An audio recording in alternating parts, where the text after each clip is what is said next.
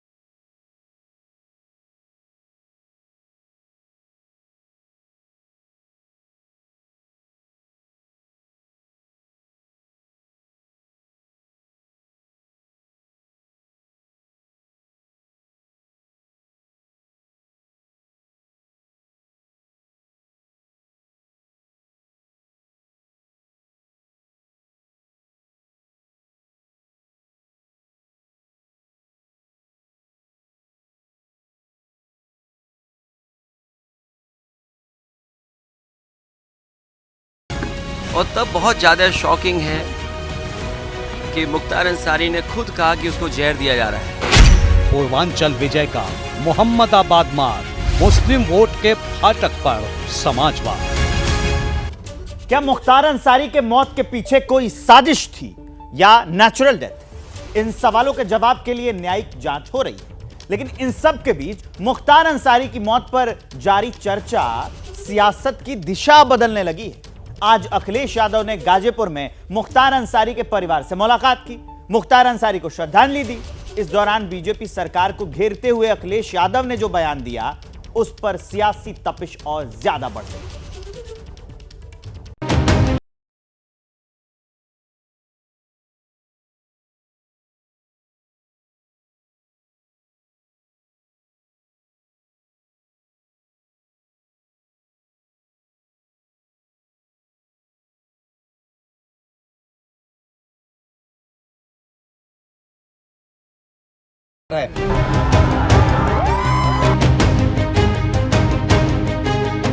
मुख्तार अंसारी नाम लिया उनके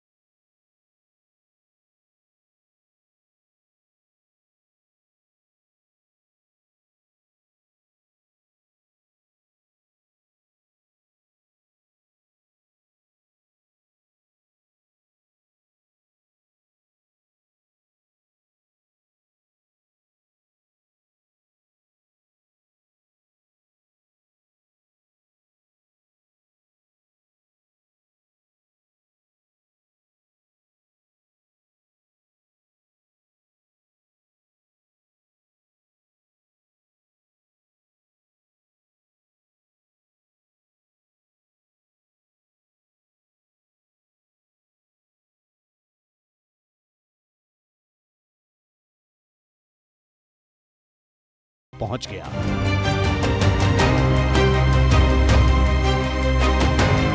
अखिलेश यादव हेलीकॉप्टर के जरिए गाजीपुर के अष्ट शहीद इंटर कॉलेज पहुंचे और यहां से फिर सड़क मार्ग के जरिए मुख्तार अंसारी के घर पहुंचे। अष्ट शहीद इंटर कॉलेज से निकलकर जब अखिलेश यादव का काफिला मुख्तार अंसारी के आवास की ओर बढ़ रहा था, सड़क पर मौजूद समाजवादी पार्टी के कार्यकर्ता जिंदाबाद के नारे लगा रहे थे।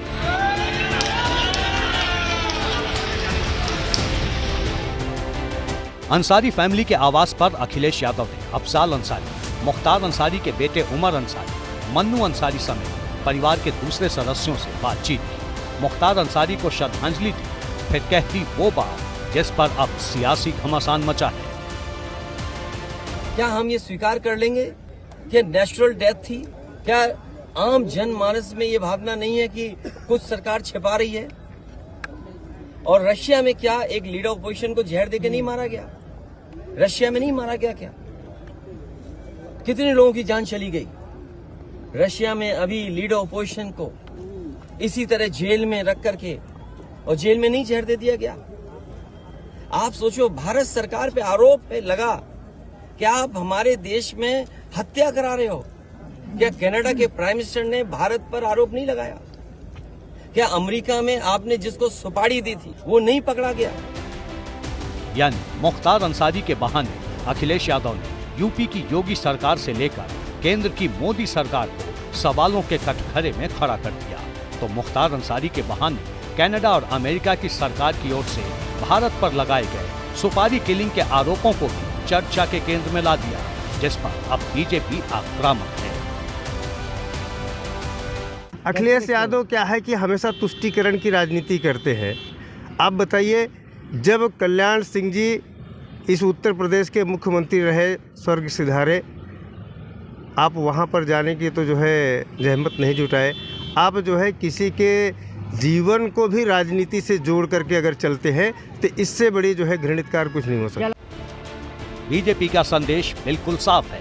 अखिलेश यादव की मुख्तार अंसारी के परिवार से मुलाकात को बीजेपी वोट बैंक की पॉलिटिक्स से जोड़कर देख रही है। इधर एक सवाल और उठ रहा है कि आखिर श्रद्धांजलि देने पहुंचे अखिलेश यादव मुख्तार अंसारी की कब्र पर क्यों नहीं गए?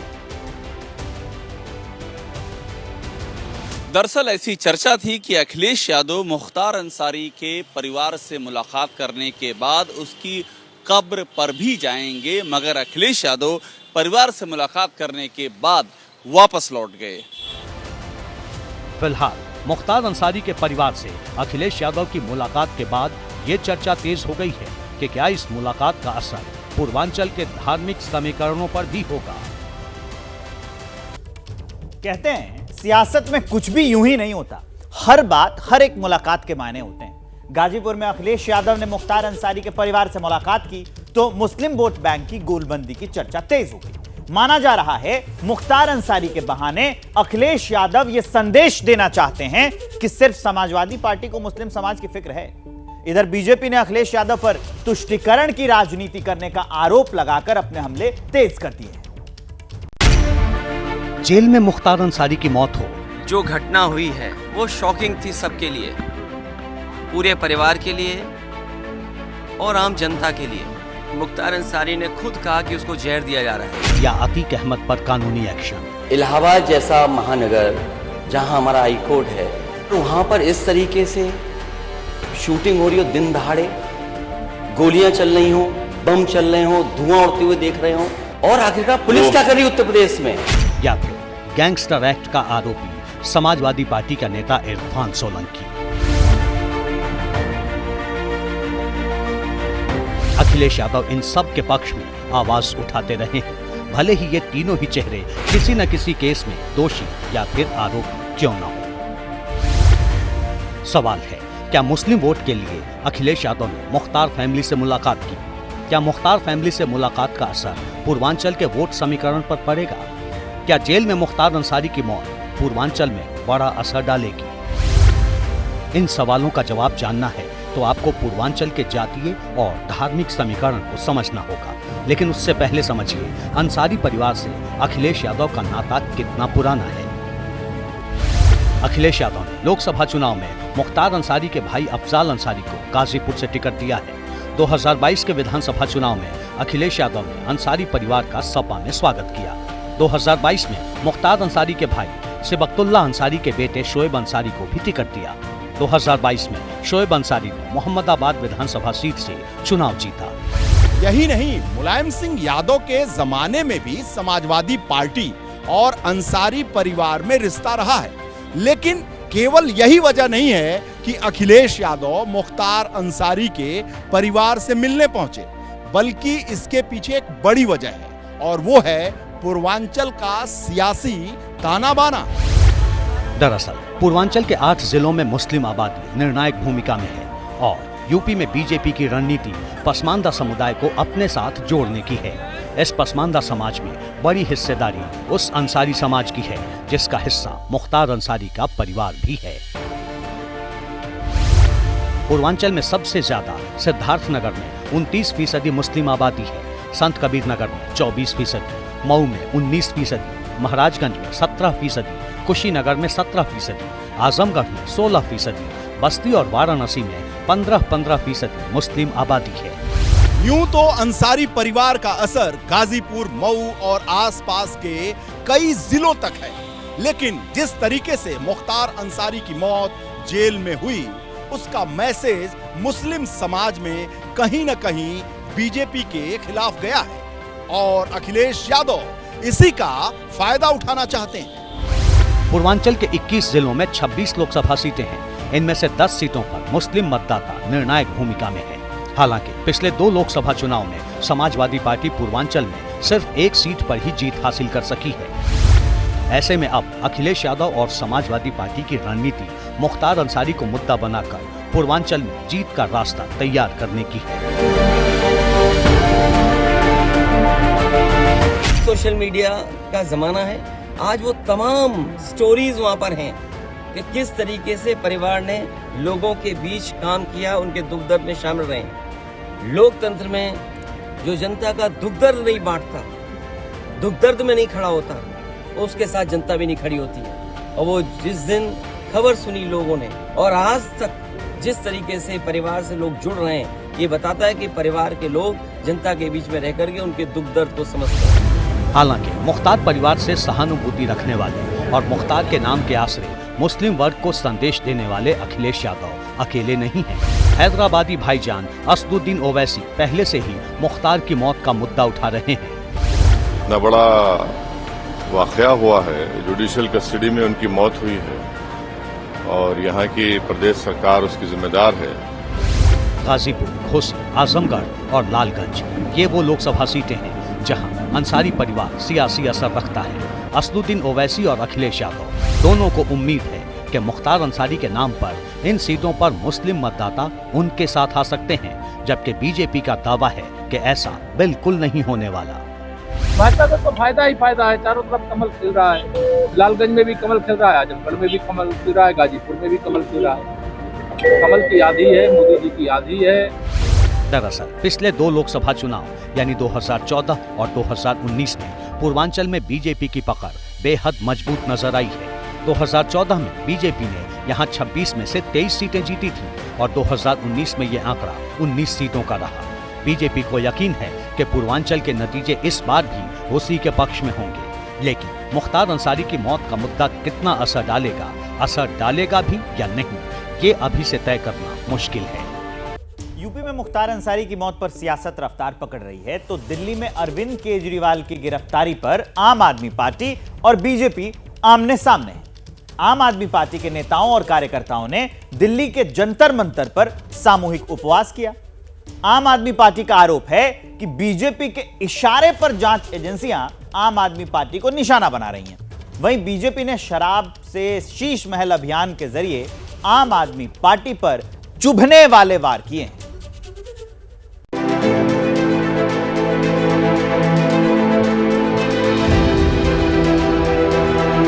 असली शराब घोटाला अगर किसी ने किया है तो भारतीय जनता पार्टी ने किया है।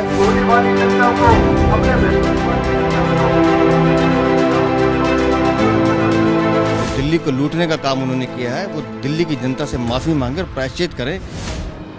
आरोप प्रत्यारोप, धरना प्रदर्शन, उपवास और शराब से शीश महल अभियान। शराब घोटाले में अरविंद केजरीवाल की गिरफ्तारी के बाद दिल्ली की सियासत जून की भरी दोपहरी सी तप रही है। एक और गिरफ्तारी के खिलाफ आम आदमी पार्टी ने मोर्चा खोल रखा है, सामूहिक उपवास के जरिए माहौल तैयार कर रही है, तो बीजेपी ने अभी से शराब घोटाले को आधार बनाकर शराब से शीश महल अभियान शुरू कर दिया है।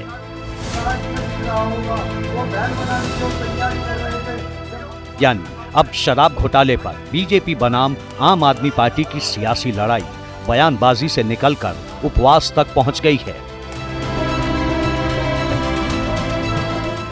सुबह से ही दिल्ली के जंतर मंतर पर आम आदमी पार्टी के कार्यकर्ताओं और नेताओं का पहुंचना शुरू हो गया। संजय सिंह, सौरभ भारद्वाज, आतिशी, कैलाश गहलोत समेत आम आदमी पार्टी के तमाम नेताओं ने जंतर मंतर पहुंचकर उपवास रखा। साथ ही बीजेपी सरकार पर जोरदार हमला बोला।